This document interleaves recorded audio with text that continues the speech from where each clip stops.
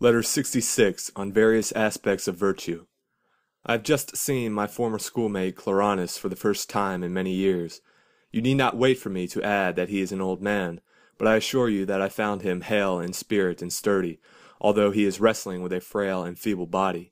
For nature acted unfairly when she gave him a poor domicile for so rare a soul, or perhaps it was because she wished to prove to us that an absolutely strong and happy mind can lie hidden under any exterior. Be that as it may, Cloranus overcomes all these hindrances, and by despising his own body has arrived at a stage where he can despise other things also. The poet who sang, "Worth shows more pleasing in a form that is fair," is, in my opinion, mistaken, for virtue needs nothing to set it off. It is its own great glory, and it hallows the body in which it dwells. At any rate, I have begun to regard Cloranus in a different light. He seems to me handsome, and as well set up in body as in mind. A great man can spring from a hovel, so can a beautiful and great soul from an ugly and insignificant body. For this reason, nature seems to me to breed certain men of this stamp with the idea of proving that virtue springs into birth in any place whatever. Had it been possible for her to produce souls by themselves and naked, she would have done so. As it is, nature does a still greater thing, for she produces certain men who, though hampered in their bodies, none the less break through the obstruction. I think Cloranus has been produced as a pattern, that we might be enabled to understand that the soul is not disfigured by the ugliness of the body, but rather the opposite, that the body is beautified by the comeliness of the soul. Now, though Cloranus and I have spent very few days together, we have nevertheless had many conversations, which I will at once pour forth and pass on to you. The first day we investigated this problem: how can goods be equal if they are of three kinds? For certain of them, according to our philosophical tenets, are primary, such as joy, peace, and the welfare of one's country. Others are of the second order, molded in an unhappy material, such as the endurance of suffering, and self-control during severe illness. We shall pray outright for the goods of the first class. For the second class we shall pray only if the need shall arise. There is still a third variety, as for example a modest gait, a calm and honest countenance, and a bearing that suits the man of wisdom. Now, how can these things be equal when we compare them, if you grant that we ought to pray for the one and avoid the other? If we would make distinctions among them, we had better return to the first good, and consider what its nature is. The soul that gazes upon truth, that is skilled in what should be sought and what should be avoided, establishing standards of value not according to opinion but according to nature.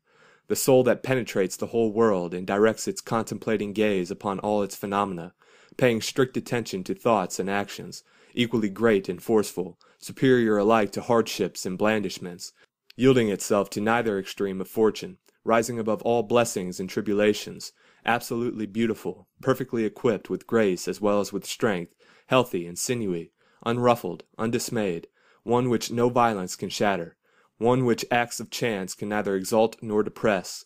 A soul like this is virtue itself. There you have its outward appearance, if it should ever come under a single view and show itself once in all its completeness. But there are many aspects of it. They unfold themselves according as life varies and as actions differ. But virtue itself does not become less or greater. For the supreme good cannot diminish, nor may virtue retrograde. Rather is it transformed, now into one quality and now into another, shaping itself according to the part which it is to play. Whatever it has touched it brings into likeness with itself, and dyes with its own color. It adorns our actions, our friendships, and sometimes entire households which it has entered and set in order. Whatever it has handled, it forthwith makes lovable, notable, admirable. Therefore the power and the greatness of virtue cannot rise to greater heights, because increase is denied to that which is superlatively great. You will find nothing straighter than the straight, nothing truer than the truth, and nothing more temperate than that which is temperate. Every virtue is limitless, for limits depend upon definite measurements. Constancy cannot advance further, any more than fidelity or truthfulness or loyalty. What can be added to that which is perfect? Nothing otherwise that was not perfect to which something has been added. Nor can anything be added to virtue either, for if anything can be added thereto, it must have contained a defect. Honor also permits of no addition, for it is honorable because of the very qualities which I have mentioned. What then? Do you think that propriety, justice, lawfulness do not also belong to the same type, and that they are kept within fixed limits? The ability to increase is proof that a thing is still imperfect. The good in every instance is subject to these same laws. The advantage of the state and that of the individual are yoked together. Indeed, it is as impossible to separate them as to separate the commendable from the desirable. Therefore, virtues are mutually equal, and so are the works of virtue, and all men who are so fortunate as to possess these virtues. But, since the virtues of plants and of animals are perishable, they are also frail and fleeting and uncertain.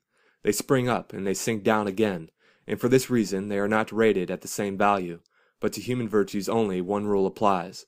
For right reason is single and of but one kind. Nothing is more divine than the divine, or more heavenly than the heavenly. Mortal things decay, fall, are worn out, grow up, are exhausted, and replenished.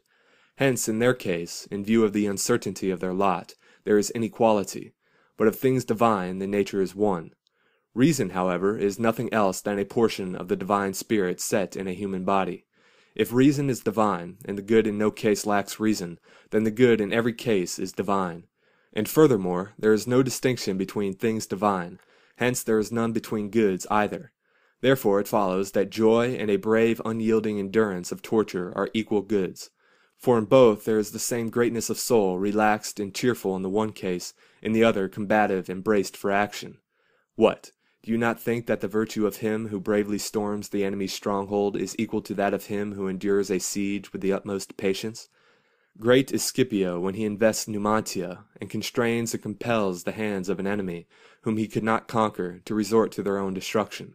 Great also are the souls of the defenders, men who know that as long as the path to death lies open, the blockade is not complete, men who breathe their last in the arms of liberty.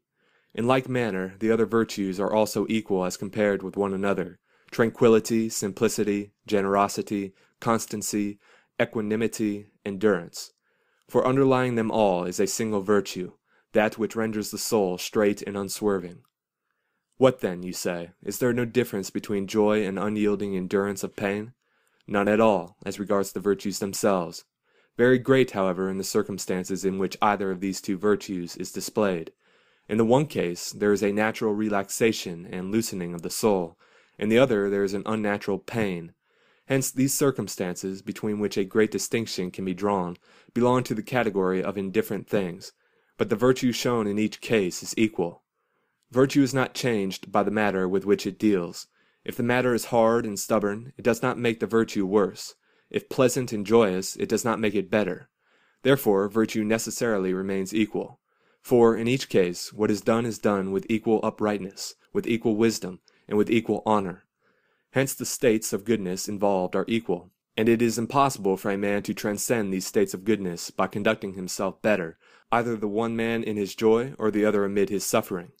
And two goods, neither of which can possibly be better, are equal.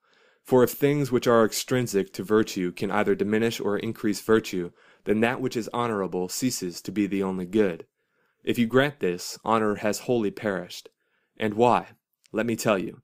It is because no act is honorable that is done by an unwilling agent, that is, compulsory. Every honorable act is voluntary. Alloy it with reluctance, complaints, cowardice, or fear, and it loses its best characteristic, self-approval.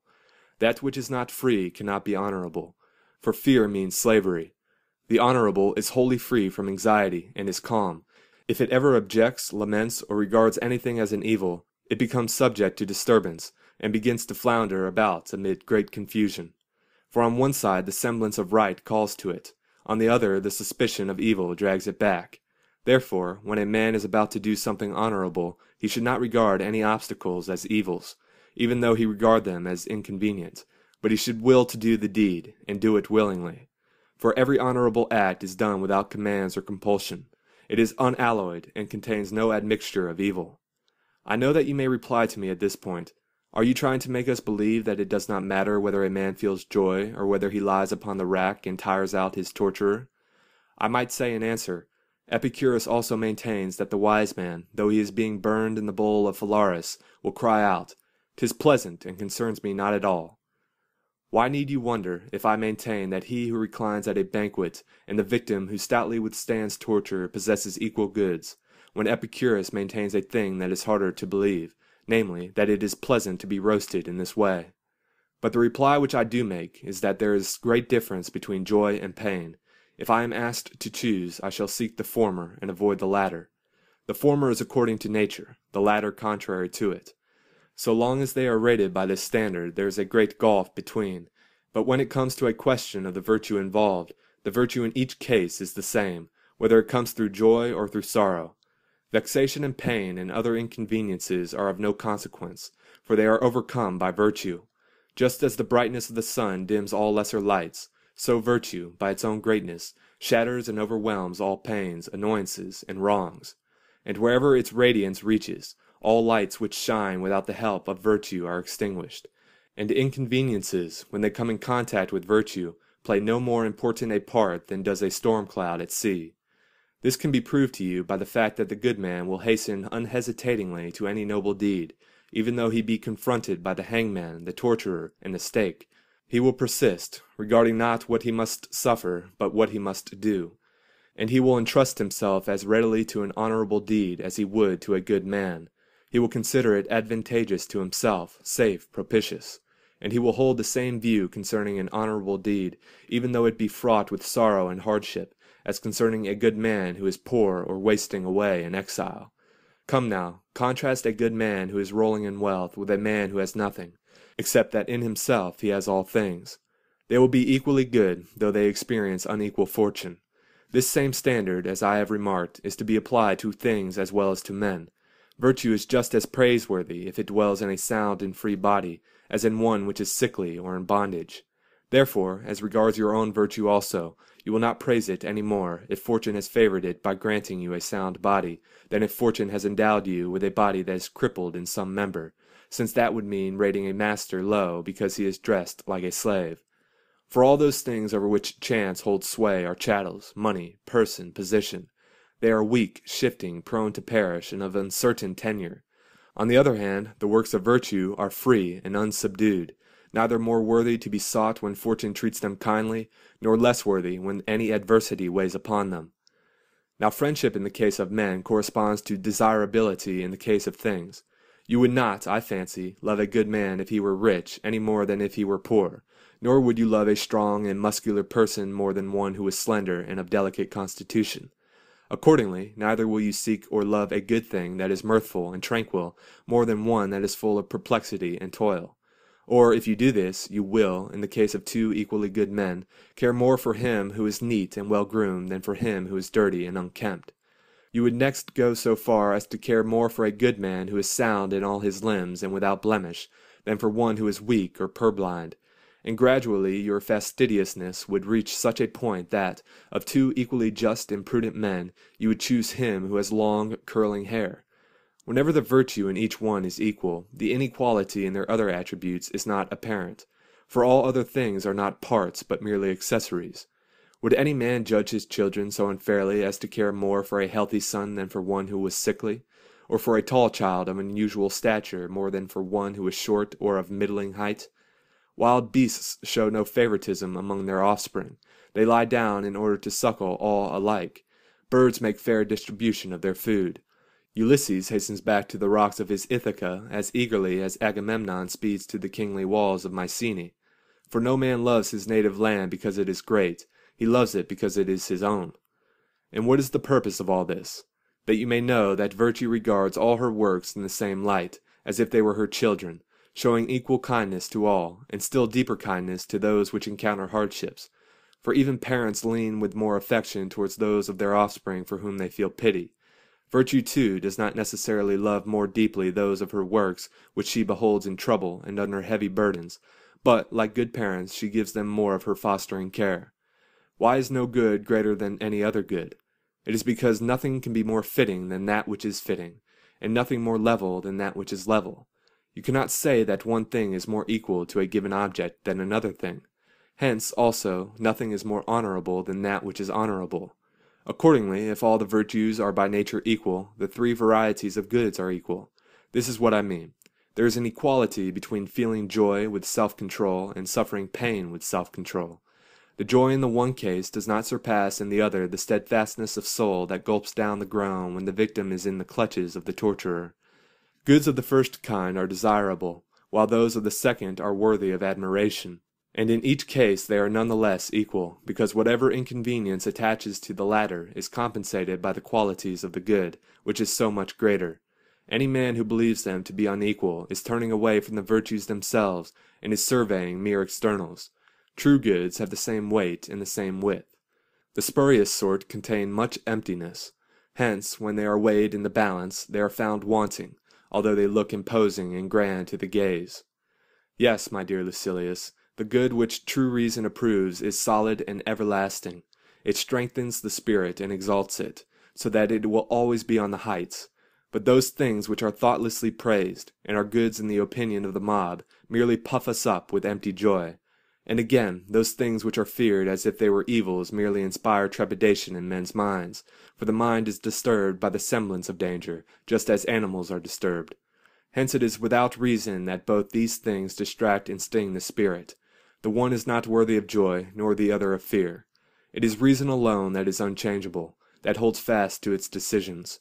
For reason is not a slave to the senses, but a ruler over them. Reason is equal to reason, as one straight line to another. Therefore virtue also is equal to virtue. Virtue is nothing else than right reason. All virtues are reasons. Reasons are reasons, if they are right reasons. If they are right, they are also equal. As reason is, so also are actions. Therefore all actions are equal. For since they resemble reason, they also resemble each other. Moreover, I hold that actions are equal to each other in so far as they are honorable and right actions. There will be, of course, great differences according as the material varies, as it becomes now broader and now narrower, now glorious and now base, now manifold in scope and now limited. However, that which is best in all these cases is equal. They are all honorable. In the same way, all good men, in so far as they are good, are equal. There are, indeed, differences of age, one is older, another younger, of body, one is comely, another is ugly, of fortune, this man is rich, that man poor, this one is influential, powerful, and well known to cities and peoples, that man is unknown to most, and is obscure. But all, in respect of that wherein they are good, are equal. The senses do not decide upon things good and evil. They do not know what is useful and what is not useful. They cannot record their opinion unless they are brought face to face with a fact. They can neither see into the future nor recollect the past, and they do not know what results from what. But it is from such knowledge that a sequence and succession of actions is woven, and a unity of life is created, a unity which will proceed in a straight course. Reason, therefore, is the judge of good and evil. That which is foreign and external she regards as dross, and that which is neither good nor evil she judges as merely accessory, insignificant, and trivial, for all her good resides in the soul. But there are certain goods which reason regards as primary, to which she addresses herself purposely. These are, for example, victory, good children, and the welfare of one's country. Certain others she regards as secondary. These become manifest only in adversity. For example, equanimity in enduring severe illness or exile. Certain goods are indifferent. These are no more according to nature than contrary to nature, as, for example, a discreet gait and a sedate posture in a chair. For sitting is an act that is not less according to nature than standing or walking. The two kinds of goods which are of a higher order are different. The primary are according to nature, such as deriving joy from the dutiful behavior of one's children and from the well-being of one's country. The secondary are contrary to nature, such as fortitude in resisting torture or enduring thirst when illness makes the vitals feverish. What then, you say, can anything that is contrary to nature be a good? Of course not, but that in which this good takes its rise is sometimes contrary to nature. For being wounded, wasting away over a fire, being afflicted with bad health, such things are contrary to nature. But it is in accordance with nature for a man to preserve an indomitable soul amid such distresses. To explain my thought briefly, the material with which a good is concerned is sometimes contrary to nature, but a good itself never is contrary, since no good is without reason, and reason is in accordance with nature. What then, you ask, is reason? It is copying nature. And what, you say, is the greatest good that man can possess? It is to conduct oneself according to what nature wills. There is no doubt, says the objector, that peace affords more happiness when it has not been assailed than when it has been recovered at the cost of great slaughter. There is no doubt also, he continues, that health which has not been impaired affords more happiness than health which has been restored to soundness by means of force, as it were, and by endurance of suffering, after serious illnesses that threaten life itself. And similarly, there will be no doubt that joy is a greater good than a soul's struggle to endure to the bitter end the torments of wounds or burning at the stake. By no means, for things that result from hazard admit of wide distinctions, since they are rated according to their usefulness in the eyes of those who experience them. But with regard to goods, the only point to be considered is that they are in agreement with nature, and this is equal in the case of all goods. When at a meeting of the Senate we vote in favor of someone's motion, it cannot be said, A is more in accord with the motion than B. All alike vote for the same motion. I make the same statement with regard to virtues.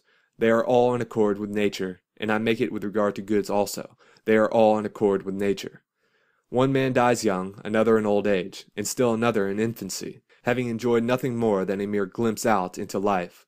They have all been equally subject to death, even though death has permitted the one to proceed farther along the pathway of life, has cut off the line of the second in his flower, and has broken off the life of the third at its very beginning. Some get their release at the dinner table, others extend their sleep into the sleep of death, some are blotted out during dissipation. Now contrast with these persons individuals who have been pierced by the sword, or bitten to death by snakes, or crushed in ruins, or tortured piecemeal out of existence by the prolonged twisting of their sinews. Some of these departures may be regarded as better, some as worse, but the act of dying is equal in all. The methods of ending life are different, but the end is one and the same. Death has no degrees of greater or less, for it has the same limit in all instances, the finishing of life. The same thing holds true, I assure you, concerning goods. You will find one amid circumstances of pure pleasure, another amid sorrow and bitterness. The one controls the favors of fortune, the other overcomes her onslaughts. Each is equally a good, although the one travels a level and easy road, and the other a rough road. And the end of them all is the same. They are goods, they are worthy of praise, they accompany virtue and reason. Virtue makes all the things that it acknowledges equal to one another. You need not wonder that this is one of our principles. We find mentioned in the works of Epicurus 2 goods, of which his supreme good, or blessedness, is composed, namely, a body free from pain and a soul free from disturbance. These goods, if they are complete, do not increase, for how can that which is complete increase? The body is, let us suppose, free from pain. What increase can there be to this absence of pain? The soul is composed and calm. What increase can there be to this tranquillity? Just as fair weather, purified into the purest brilliancy, does not admit of a still greater degree of clearness, so, when a man takes care of his body and of his soul, weaving the texture of his good from both, his condition is perfect, and he has found the consummation of his prayers, if there is no commotion in his soul or pain in his body. Whatever delights fall to his lot over and above these 2 things do not increase his supreme good. They merely season it, so to speak, and add spice to it. For the absolute good of man's nature is satisfied with peace in the body and peace in the soul. I can show you at this moment in the writings of Epicurus a graded list of goods just like that of our own school, for there are some things, he declares, which he prefers should fall to his lot, such as bodily rest free from all inconvenience, and relaxation of the soul as it takes delight in the contemplation of its own goods. And there are other things which, though he would prefer that they did not happen, he nevertheless praises and approves. For example, the kind of resignation in times of ill health and serious suffering, to which I alluded a moment ago, and which Epicurus displayed on that last and most blessed day of his life. For he tells us that he had to endure excruciating agony from a diseased bladder and from an ulcerated stomach, so acute that it permitted no increase of pain. And yet, he says, that day was none the less happy. And no man can spend such a day in happiness unless he possesses the supreme good.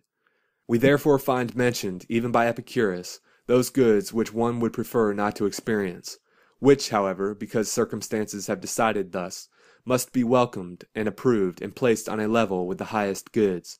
We cannot say that the good which has rounded out a happy life, the good for which Epicurus rendered thanks in the last words he uttered, is not equal to the greatest. Allow me, excellent Lucilius, to utter a still bolder word. If any goods could be greater than others, I should prefer those which seem harsh to those which are mild and alluring, and should pronounce them greater. for it is more of an accomplishment to break one's way through difficulties than to keep joy within bounds. It requires the same use of reason, I am fully aware, for a man to endure prosperity well, and also to endure misfortune bravely.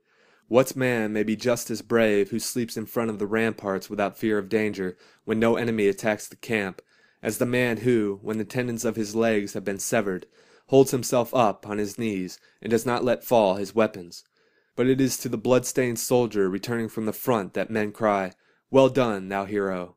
And therefore I should bestow greater praise upon those goods that have stood trial and show courage, and have fought it out with fortune.